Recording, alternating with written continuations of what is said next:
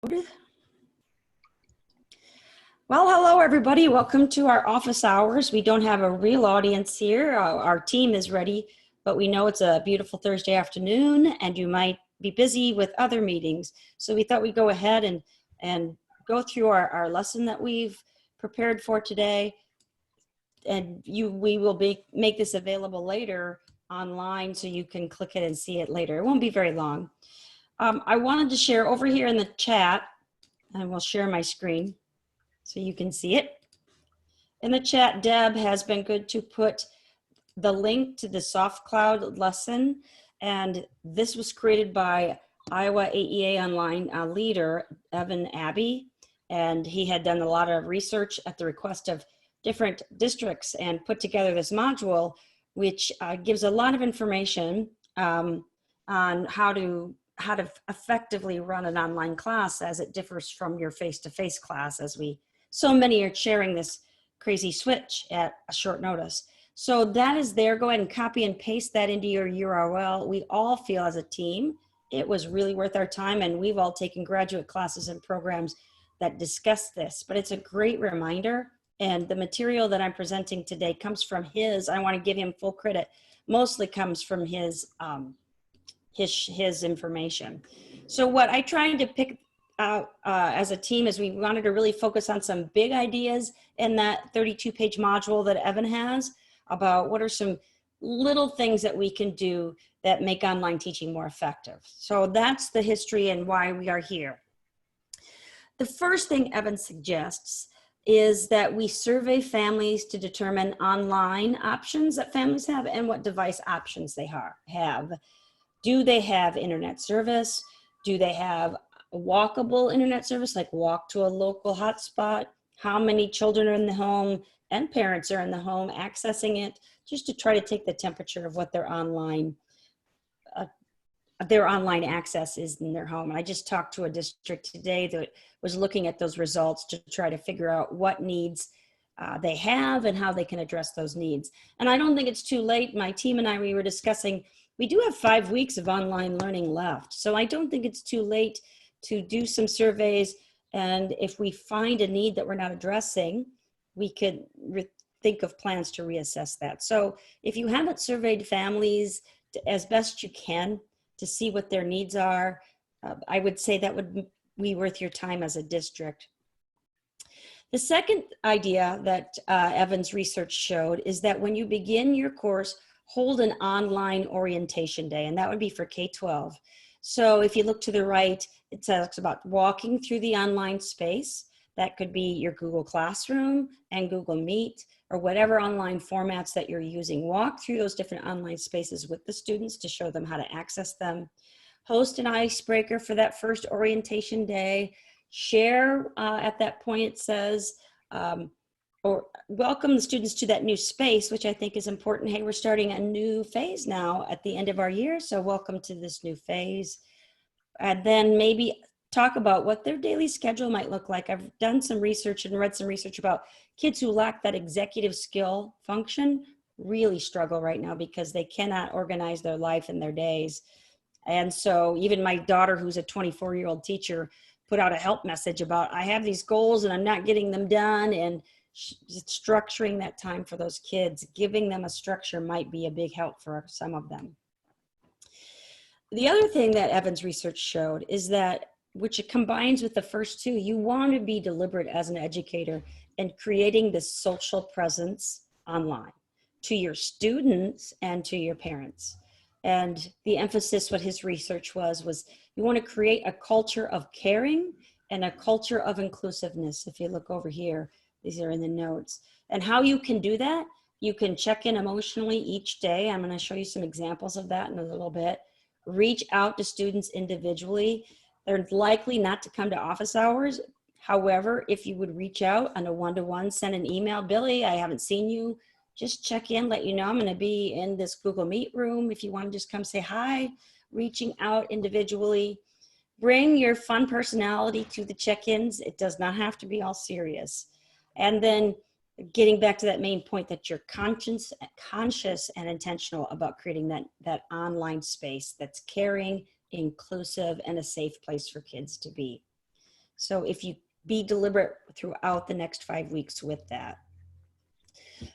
Some ways to do that daily check-in that I've been reading different teachers are doing. If you haven't used Flipgrid, I know several teachers that every day they start off with a Flipgrid hello post and give a topic. Let's discuss who's better, what's better, football or baseball, or some fun topic. Doesn't have to be related to your subject, but just a way to have kids weigh in. What do you miss most about being in quarantine, or something like that? So then kids would have the option on their own time, that asynchronous learning, to respond. And another way, you're checking in, your face is in front of them, and you're cultivating that culture of care. Post a screencast with some daily inspiration. And again, it doesn't have to be very long, but just something that the kids would look forward to. If you can put something up, today I'm going to talk about this, and they would have that online presence.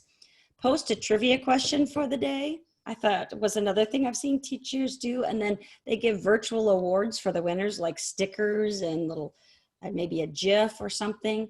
It's always amazing how students are motivated by those little things. So, and I did include this feeling check-in just to show you if you would like to use it.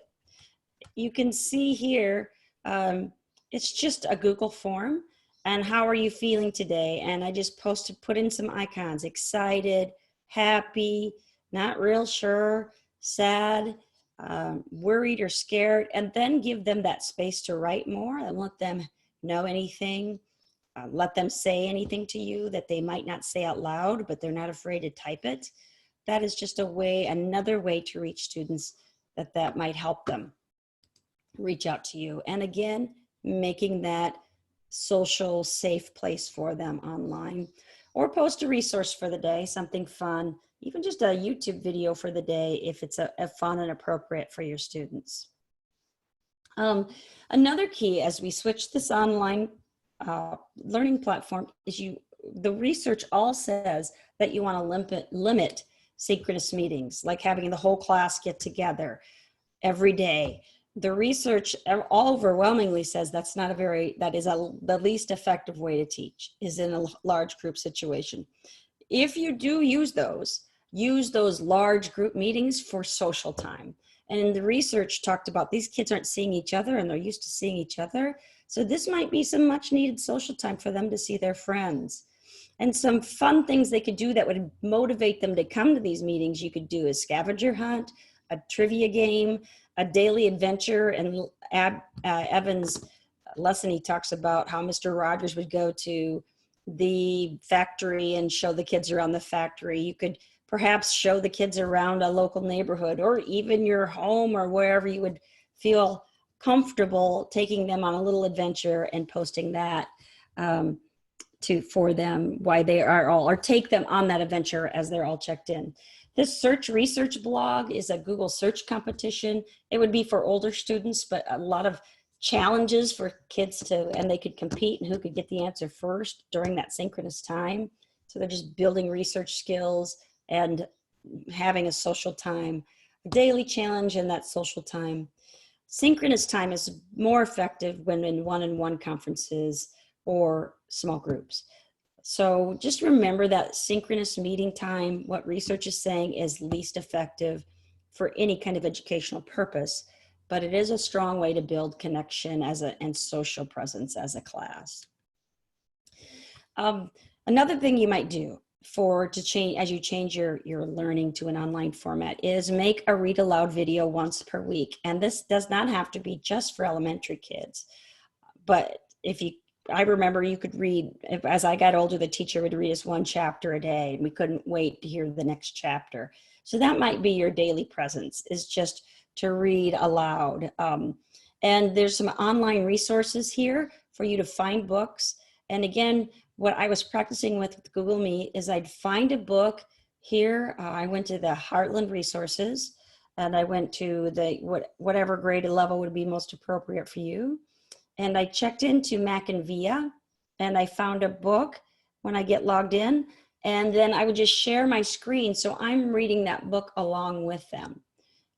And so you are still reading aloud to them, and they can see that book electronically, or if you wanted to hold a book up on your webcam, that would work as well.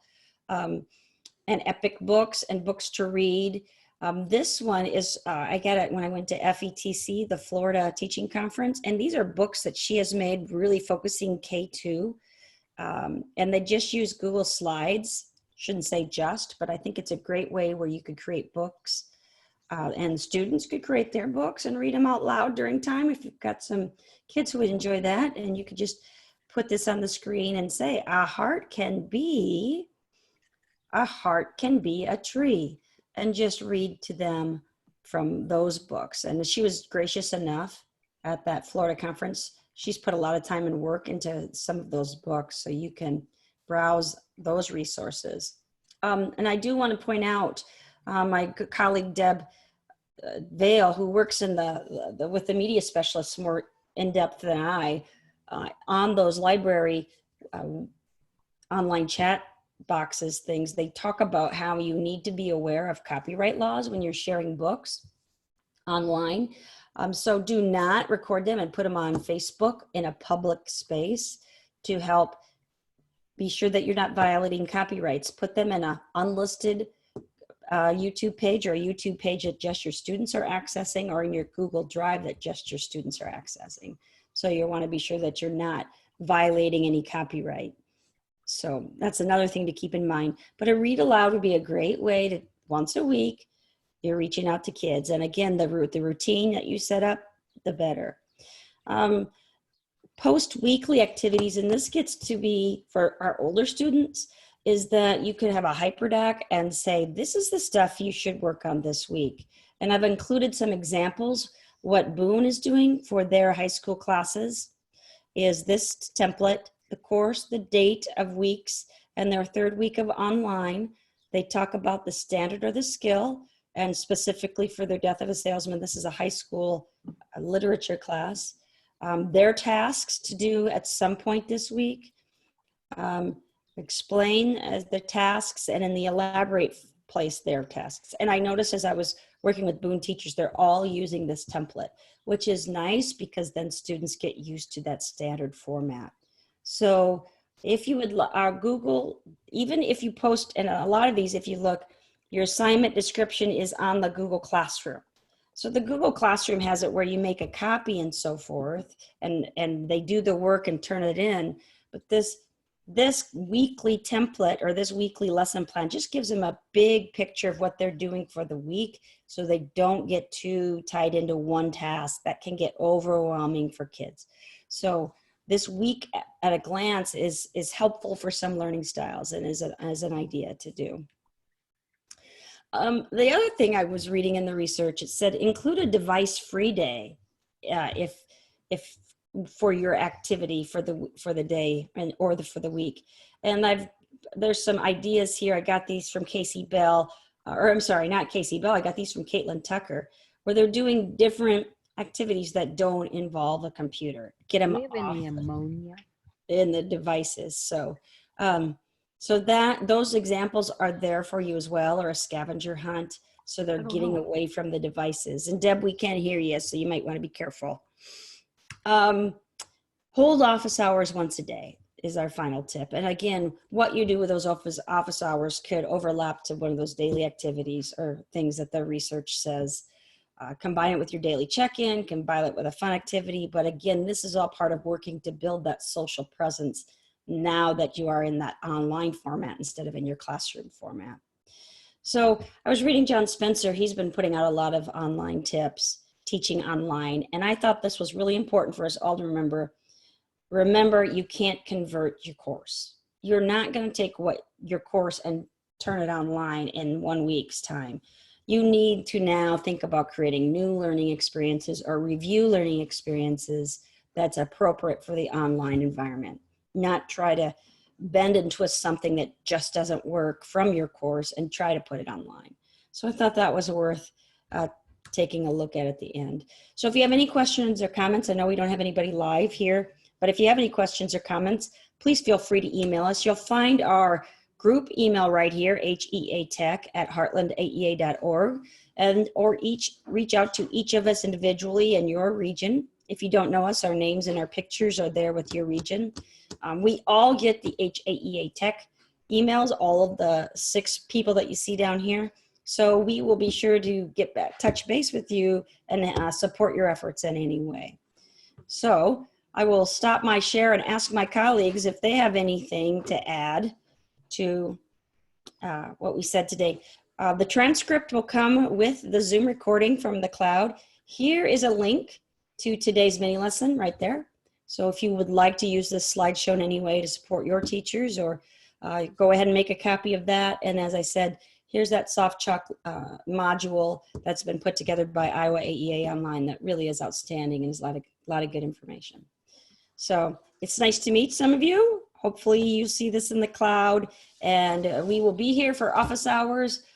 We're here through the duration as we get through these crazy last 5 weeks of school. Thank you so much.